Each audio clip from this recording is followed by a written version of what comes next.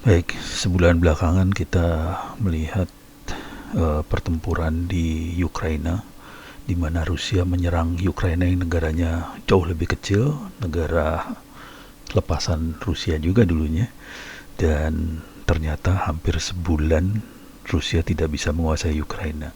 Jadi ini menarik sekali sih sebenarnya kalau buat saya.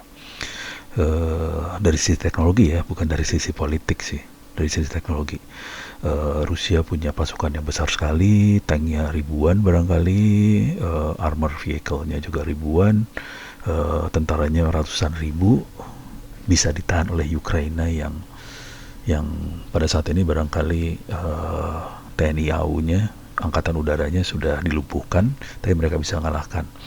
Kalau kita lihat di video-videonya juga, ini ada banyak tank segala macam dihancurin sama Ukraina semua dari darat, dan ini kondisi hancurnya segala macam bisa kita lihatlah di YouTube semua. Nah, yang menarik dari saya adalah teknologi apa yang dipakai buat melakukan itu semua. Tentunya kita akan ngelihat ini ya, salah satu yang uh, beken adalah Javelin ini, pakai rudal mereka, dan rudalnya itu dipanggul sama orang-orang ini. Dan satu lagi yang juga menarik adalah Stinger. Stinger ini buat pesawat, kalau rudal bisa buat di darat, yang ini buat pesawat nih Stinger. Tapi rudal juga bisa, ini juga bisa, ini darat nih. Oke. Okay. Jadi dia apa sih, cara kerjanya kayak gini sih. Jadi dia terbang ke atas terus jatuh lagi ke bawah, gitu ya. Jadi cara mainnya gini dia sebenarnya. Jadi kayak artillery sih sebenarnya. Di samping itu juga si Ukraine juga dapat banyak peralatan yang ditinggalkan oleh pasukan Rusia yang dihancurkan, seperti RPG segala macam. Jadi mereka bisa menggunakan amunisi itu. Dan yang menarik satu lagi yang buat saya sangat menarik adalah ini sebenarnya, drone. Drone ini buatan Turki, Bayraktar TB2 ini buatan Turki, jauh lebih murah daripada drone Amerika, dan murah tuh tetap aja $1 miliar. Murahnya mahal ya. Tapi ini jadi menarik karena kita sebenarnya pakai alat-alat untuk pertahanan. Perhatikan baik-baik, kita pakai peralatan yang kecil-kecil, semuanya pakai komputer. Nah, ini kuncinya dari situ nih.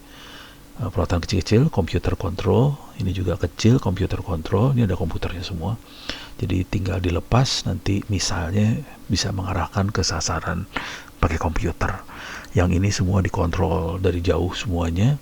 Dan juga satu lagi kalau nggak salah Taiwan juga drone for Ukraine.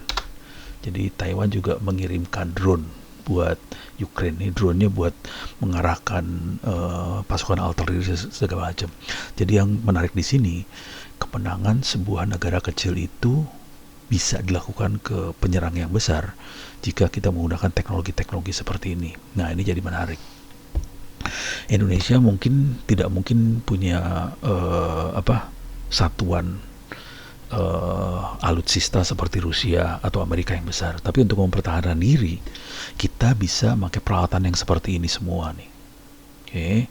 Oleh karena itu saya pikir kalau negara kita serius, kita harus mengembangkan teknologi dan sumber daya manusia terutama, dan para peneliti-peneliti di bidang-bidang seperti ini, seperti Internet of Things, robotik, artificial intelligence, machine learning.